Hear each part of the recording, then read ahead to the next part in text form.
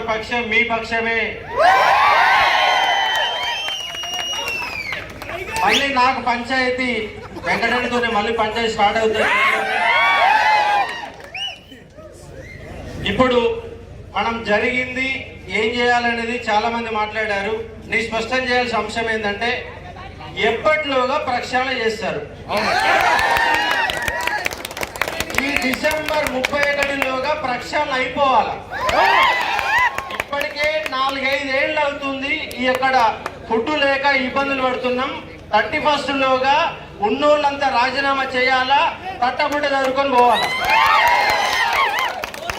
టీఎస్పీఎస్సీలో ఒక out sourcing employee కానీ contract employee కానీ ఉండడానికి వీల్లేదు. అందరూ పర్మనెంట్ ఎంప్లాయీసే ఉండాలి. ప్రక్షాళన జరగాల, కొత్త బోర్డు ఎమ్మటే ఏర్పాటు చేయాలి. ఆల్రెడీ కొన్ని ఎగ్జామ్లు పెట్టిరు, మరి వాటిని ఏం చేస్తారో చెప్పాలి.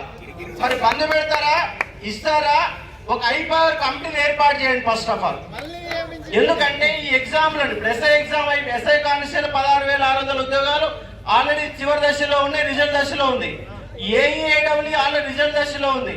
గ్రూప్ 4 కూడా చివరి దశలో ఉంది. మరి వాటిని ఏం చేస్తారు? నిజంగా వాటి అక్రమాలు జరిగినాయా జరగలేదా ఒక కమిటీ ఏర్పాటు చేసి ఆ కమిటీ కూడా మళ్ళీ కాలయాపన కమిటీ కాదు, వితిన్ 10 రోజులలో తెలుసాలి. ఈ ఎగ్జామ్ లో లెక్క తేలాలా, కొత్త ఉద్యోగాలు ఇవ్వాలా. గ్రూప్ 2 783 ఉద్యోగాలు ఉన్నాయి.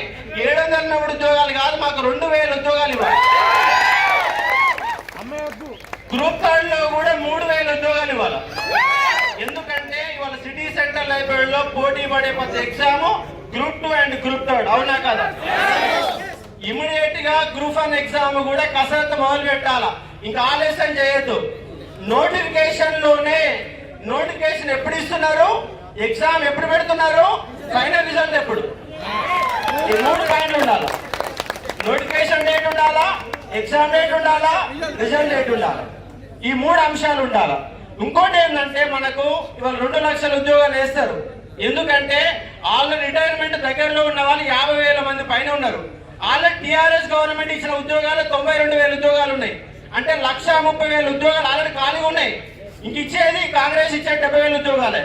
2 లక్షల ఉద్యోగాలు కంపల్సరీ ఇస్తుంది, దాంట్లో ఎలాంటి అనుమానం లేదు. కానీ ఇవాళ గ్రామీణ ప్రాంతాలలో ఇంగ్లీష్ రాక బీటెక్లు అయిపోయి ఎంటెక్లు అయిపోయి నాలెడ్జ్ లేక 10,000 8,000 ఉద్యోగాలు మనం చేస్తున్నాం. మమ్మల్ని తీర్చిదిద్దాల్సిన బాధ్యత కూడా గవర్నమెంట్దే. ఇంకోటి ఏంటంటే ఎల్కేజీ నుంచి పీజీ వరకు నిర్బంధ విద్య ఉండాలా. ఇవాళ యూనివర్సిటీలలో ఒక్కరు చదువు చెప్పలేరు, ఒక్కరు పడిపోతలేరు, విద్యార్థులు పోతలేరు, లెక్చరర్లు పోతలేరు. కానీ పీజీలలో నిర్బంధ విద్య ఉండాలా. బీటెక్ విద్యార్థులకి కోర్సులు నేర్పియాలా, ఇంగ్లీష్ నేర్పియాలా, అది కూడా బలవంతంగా నేర్పియాలా. ఎందుకంటే మన శాతం అయితే లేదు, మన చదువులకు శాతం అయితే లేదు. పుస్తకాలు పట్టుకొని ఏమేమో చదువుతున్నాం, కానీ అసలు ఎగ్జామ్ కావాల్సిన అంశాలు ఏదో చదువుతలేమో. కాబట్టి ఒక ఎల్కేజీ నుంచి పీజీ వరకు నిర్బంధ వంక పెట్టి చదివియాలా, అవునా కదా? ఎందుకంటే మన దగ్గర అద్భుతమైన నాలెడ్జ్ ఉంది, కానీ ఆ నాలెడ్జ్ అక్కడికి వస్తలేదు. బీటెక్ అయిపోయినా ఎంటెక్ అయిపోయినా సాఫ్ట్వేర్ పోతే వాడు 10,000 ఉద్యోగం ఇస్తలేడు. కానీ మనకు గౌరవంతంగా నెలకు 50,000 రూపాయల జీతంతో పనిచేసేంత సత్తా ఎక్కడికి రావాలా? గవర్నమెంట్కి రావాలా. గవర్నమెంట్ బాధ్యత, పుట్టిన ప్రతి పిల్లవాడి యొక్క బాధ్యత, గవర్నమెంట్ బాధ్యత. అది ఎట్లా వస్తుందంటే నిర్బంధ విద్య వల్ల వస్తుంది. వాళ్ళు చైనాలో అమలు చేస్తున్నారు, అలాంటి విద్య మనకు కావాలా. ఇవాళ ఉన్నటువంటి విద్య సర్టిఫికెట్ల విద్య, అవునా కాదా? కేవలం సర్టిఫికెట్లు తయారు చేస్తున్నాయి, ఆ నాలెడ్జ్ లేక ఇబ్బందులు పడుతున్నాం. కాబట్టి నేను మీ అంటే ఉంటా, ప్రభుత్వం వైపు అస్సలు ఉండాలని వాళ్ళు మీకు హామీస్తాను. అటు కొట్లాట మొదలవుతుంది, ఎక్కువ రోజులు ఏం పట్టదు, ముందే చెప్తా ఉన్నా నేను. 2 లక్షల ఉద్యోగాలు నింపాలా. ప్రైవేటు రంగంలో హైదరాబాద్ మన అట, హైదరాబాద్ ఫర్ హైదరాబాదీస్, తెలంగాణ బిడ్డ. ఈ తెలంగాణ హైదరాబాద్ లో ఇవాళ సాఫ్ట్వేర్ రంగంలో 90% సీమాంధ్రులు ఉన్నారు, రంగంలో 90% సీమాంధ్రులు ఉన్నారు. ఇండస్ట్రీలో తెలంగాణ బిడ్డలకు అవకాశం లేదు. ఇవాళ ఒక స్వీపర్ ఉద్యోగం కూడా మనకి ఇస్తలేదు, అటెండర్ ఉద్యోగం మనకి ఇస్తలేదు. వంగ పెట్టాల సాఫ్ట్వేర్ రంగంలోని తెలంగాణ బిడ్డలకు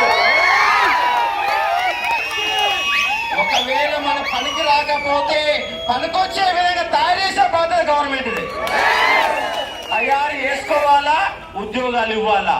కాబట్టి మనం కూడా చెమటోడ్చాలా, అవసరం మేరకు చదవాలా. ఏదో సోమరిపోతులుగా ఉంటే మన జీవితాలు ఆగమవుతాయి. మనము మారాలా, ప్రభుత్వం మారాలా. ఈ ప్రభుత్వాన్ని మార్చాల్సిన అవసరం కూడా మనపైనే ఉంటది. కాబట్టి మనము రేపటి సంధి మనకి కసరత్తు స్టార్ట్ అవుతుంది. కాబట్టి 31 లోగా ప్రక్షాళన జరగాలి. టీఎస్పీస్ 100%. జనవరి 1 నుంచి ఉద్యోగాలకు సంబంధించినటువంటి అన్ని అంశాలకు ఒక లెక్క తీసి ఎమ్మటే పని మొదలు పెట్టాలని నేను డిమాండ్ చేస్తా ఉన్నా. Thank you.